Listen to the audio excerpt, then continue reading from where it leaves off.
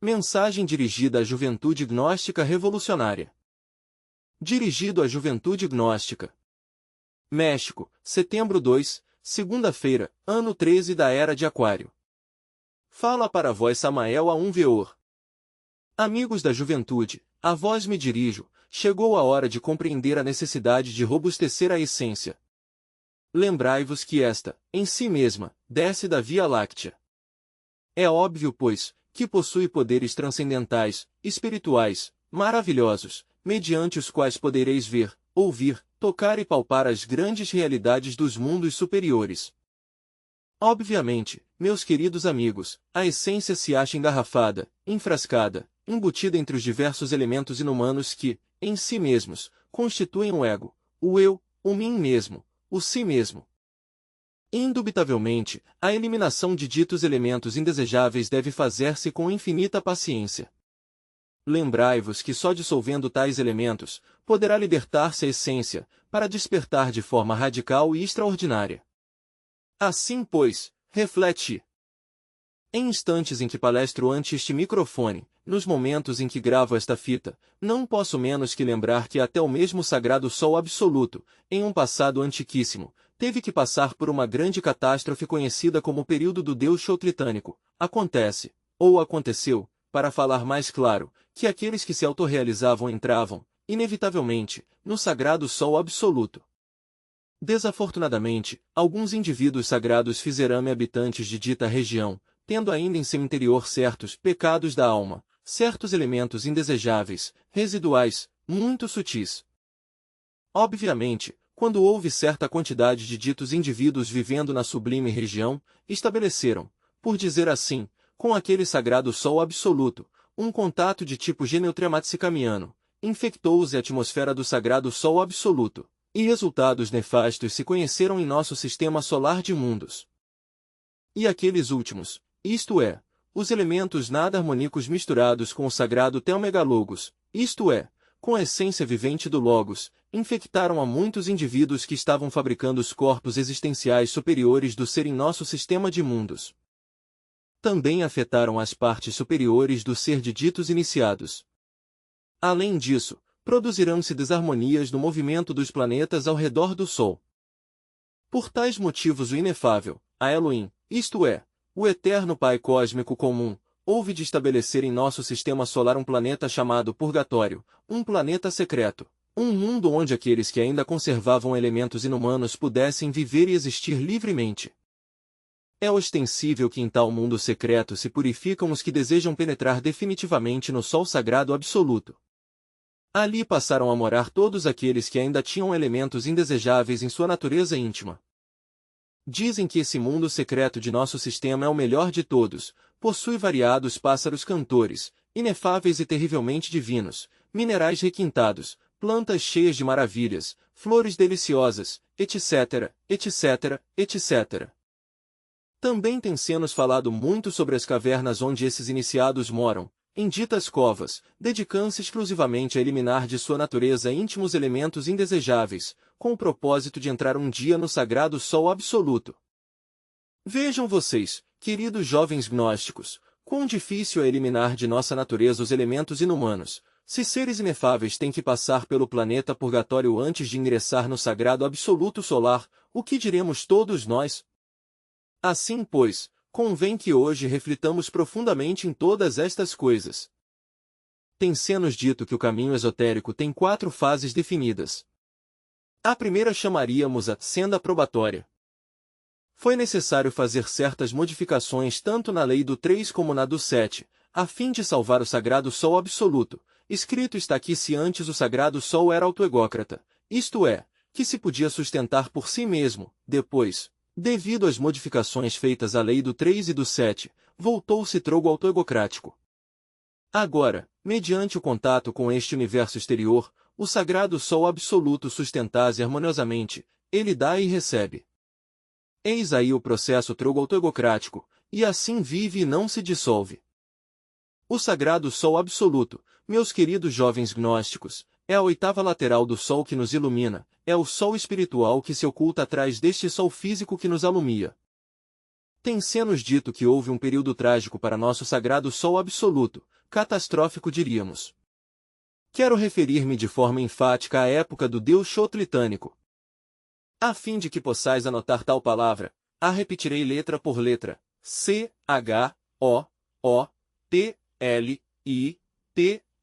com acento na A, N, I, C, O. Mas, em que consistiu a época catastrófica do Deus Xotlitânico?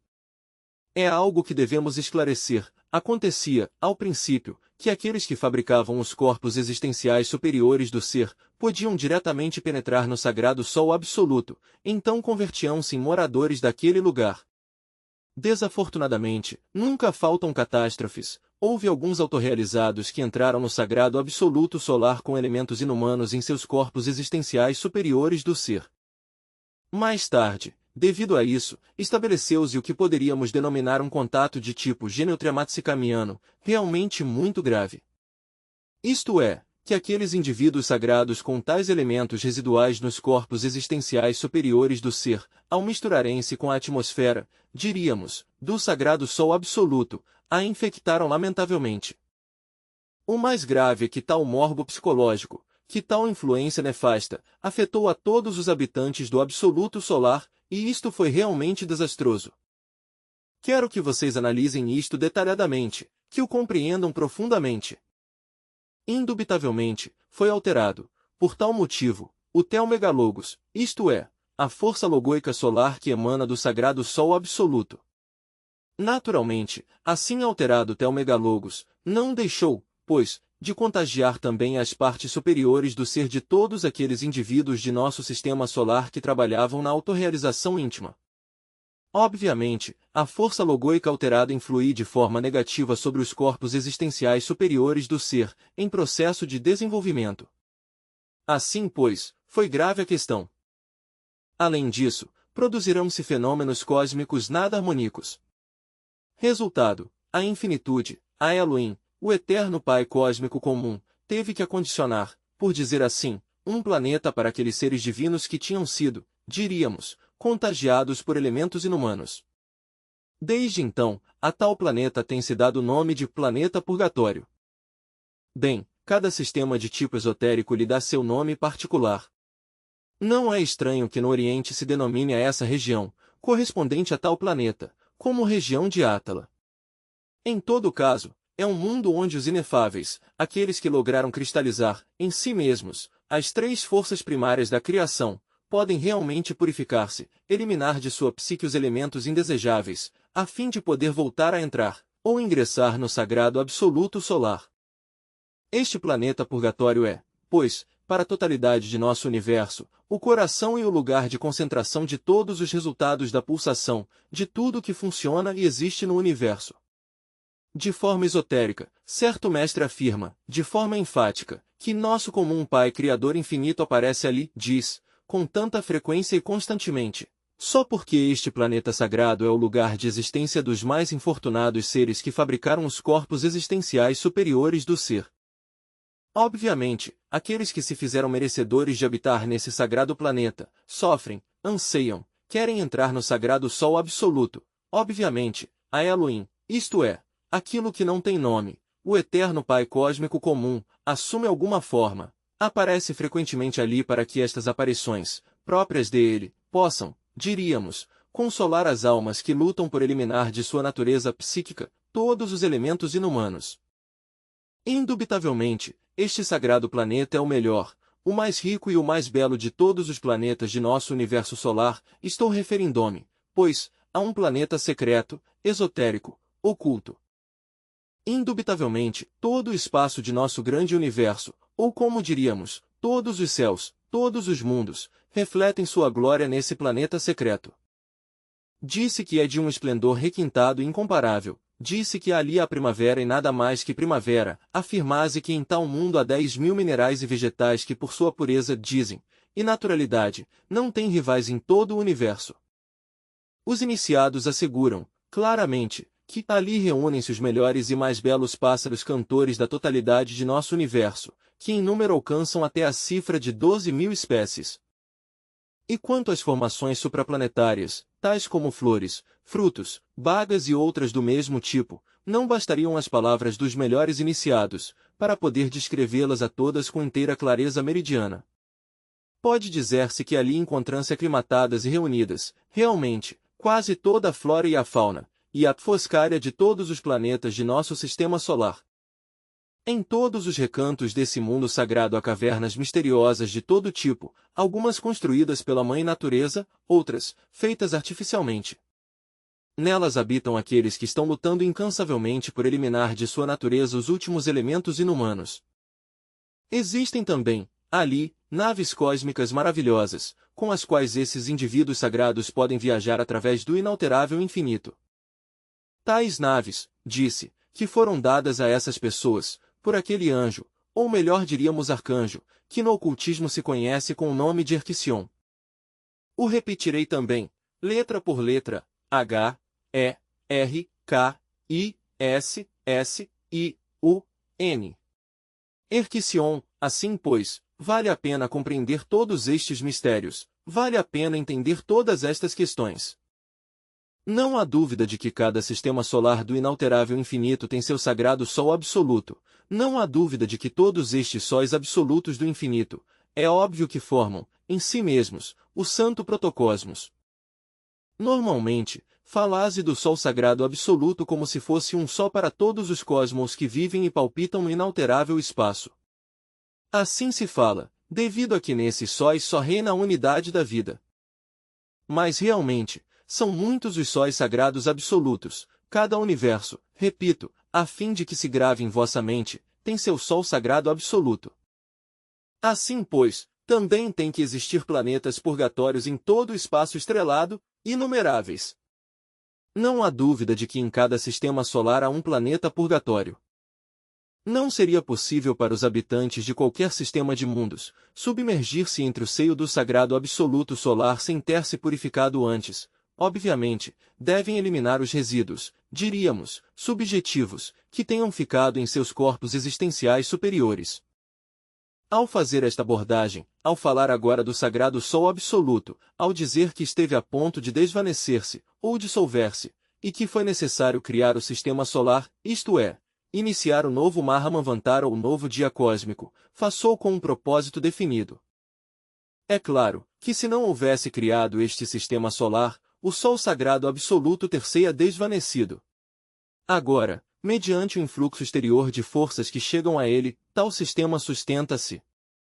Assim, pois, ele dá a vida, mas por sua vez, recolhe do mundo exterior forças que o mantêm, eis aí a lei do eterno trogo autogocrático cósmico comum. Passemos agora ao campo estritamente sexual. Indubitavelmente, se as leis do 3 e do 7, isto é, do Santo Triamanzicano e da Sagrada Heptaparapartinok, constituem o fundamento no qual sustentase todo este universo. Quanto às primeiras leis, as do 3, já sabemos que são o santo afirmar, o santo negar e o santo conciliar, isto é, as forças positiva, negativa e neutra. Quanto à lei do 7 direi o seguinte, as forças ou linha de forças separam-se em sua origem até unir-se logo pelos extremos. Não há dúvida de que a lei do 7 possui 7 centros magnéticos fundamentais, em esoterismo se lhes diz 7 sotopindir. Assim, pois, os poderes elétricos e magnéticos, as forças sexuais em si mesmas, indubitavelmente, passam de região em região, descem de mundo em mundo através dos 7 sotopindir ou centros magnéticos. A linha das forças do sexo em seu processo de descenso, obviamente, não pode ser interrompida, normalmente originam veículos, isto é, convertem-se na força geradora mediante a qual se multiplicam as espécies. Os filhos da fornicação, os animais intelectuais, não ignoram isso. Quando a energia criadora desceu desde os mundos superiores, quando passou por seus 7 sotopindir ou centros magnéticos, quando afinal se cristaliza no mundo físico, deve receber um choque especial, se quer que retorne para dentro e para cima, para realizar criações novas, do contrário fluirá para baixo para gerar novos organismos. Quando analisamos esta questão, compreendemos o erro de alguns monges abstêmios. Estes indivíduos propuseram-se abster-se, guardar o esperma, mas como não conheceram a ciência da transmutação, degeneraram espantosamente. carregarão-se de vibrações venenosquirianas terrivelmente malignas. É claro que quando o esperma não recebe um choque especial, então degenera terrivelmente, dando origem ao abominável órgão cundartiguador. O sagrado Sol absoluto nos dá o exemplo, dele emana a vida, desce de região em região, mas depois, recolhe da mesma vida suas forças, isto é, este recebe um choque proveniente do mundo exterior e ao recebê-lo sustenta-se. Assim também deve proceder o esoterista. Mas os monges, guardando o esperma, foram pelo caminho da involução. O esperma degenerado originou duas classes de sujeitos. No primeiro caso destes vemos indivíduos demasiado obesos e carregados de gordura, e no segundo caso, monges magros e enxutos. Ambas as classes carregadas de vibrações venenosquirianas terrivelmente perversas, ambos os casos lamentáveis. Esta classe de sujeitos estão por comum cheios de fanatismo e cinismo esperto em alto grau. Vejaze vocês o que são os monges da Inquisição. Só mediante um choque especial pode transmutar-se a energia criadora, para a regeneração e autorrealização íntima do ser. Tal choque é possível, unicamente, com a magia sexual. Assim pois, sem o Maituna não é possível a regeneração. Tenho falado claro para que vocês entendam, devemos imitar ao sagrado.